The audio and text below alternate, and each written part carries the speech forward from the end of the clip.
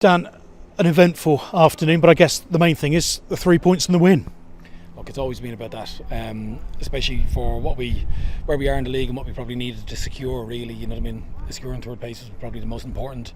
I think the way the results went today, I think we've done that, and off the back of a 3-goal win, you know, it's been not a bad day overall. Obviously, the one down spot is kind of the reason why we're talking to you. The manager sent off. What did you see happen? I mean, I saw him kick the ball in frustration and hit the fourth official, which he probably wasn't the intended target. Look, a comment was passed from the opposition bench, which Steve might allude to maybe later on in his press, but I think his reaction probably sums up what was said, and we'll probably just leave it at that. And I suppose the one good thing is you've been in that position before. You know what's required when you're the front man in the technical area.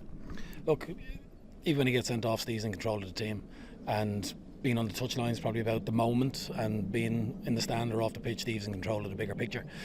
So literally, look, all we can do is help and try and instruct the players for what he wants to do, and making sure that we just close out the game for him, because look, I'm sure he's disappointed. You know, he's been in and he's had a conversation with the players, and you know, I think for the lads to, you know, get a little kick, a little bit of a rocket, you know what I mean, to bounce back from that, so to speak, you know, probably spurred on the team, spurred on the fans, and probably made the game better. You know, the game's probably in 3 parts really. If you start sending off, go at them, go strong, attack, chances, score goals, and then the second half we probably a little bit flat, didn't play forward enough, but we showed enough resilience to see off numerous chances, long throws and things that we didn't do when we played them away. Well, certainly the crowd got involved, and when you did go at them, I guess you kind of showed what you can do, and in some ways it feels like that's been coming. Someone's going to be on the end of Forest Green being absolutely ruthless, and today in 13 minutes it was Tamworth. Yeah, and I think they're the things that we've been speaking to the players about, of like, when they do it properly, there's not many that can live with them, you know what I mean? And today, for the moments, you know, probably 30 minutes, 40 minutes of the game, we were ruthless. We played enough football, we played around them, we took our chances and we scored. And, you know, even the scoreline probably doesn't really do us justice overall, you know. Ted Can commanded and collected a lot of crosses and dealt with a lot of throw-ins in the second half. As someone who's coached goalkeepers here, how impressive was his performance today? I think it's like one of those moments where you need somebody who's 6'7".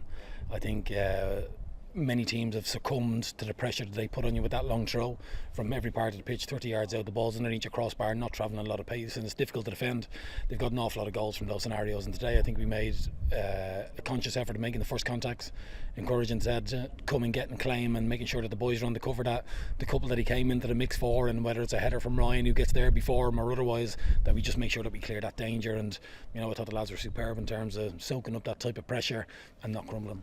Yeah, managed the game really well, and I suppose you can do that if you score a little bit earlier as you did today. Yeah, and even at that, there's probably still numerous chances before that, and whatever it is for the lads, just to be like, literally step inside, put your laces through it, and whatever happens after that we can deal with, we're fine. Sometimes maybe we're trying to be a little bit too precise, or maybe nervous, I don't know what the word is, you know, where we decide to try pass and find somebody else as opposed to just shifting the ball and banging it. And I think today we're just saying to the lads, listen, when you get that side of the goal, you see a goalkeeper on a post, just bang it and see what happens. What can that do for the players' confidence? Look, confidence is something that's an everyday thing, you know what I mean? You get it from what you do day in, day out. I think, you know, we spoke about before about how difficult it is to win games at this time of the season, no matter what part of the league that you're in. Top end of the team, top end have had a little bit of a blip. We've had ours. We're still in strong position where we expected to be, and we just hope that the boys, when we show them back and we reflect on the game, that we can show them enough of the good passages of play, and then find some solutions for when we can't find what we want to do. But you could see we were more like we were at the start of the season, certainly in that first half, where we got the ball down, we moved it well.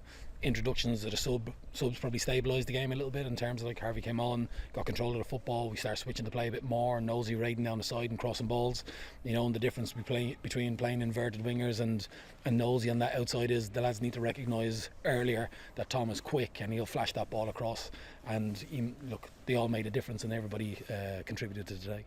And you talk about games at this stage of the season being hard to win. Rochdale have been held at home today by Fylde.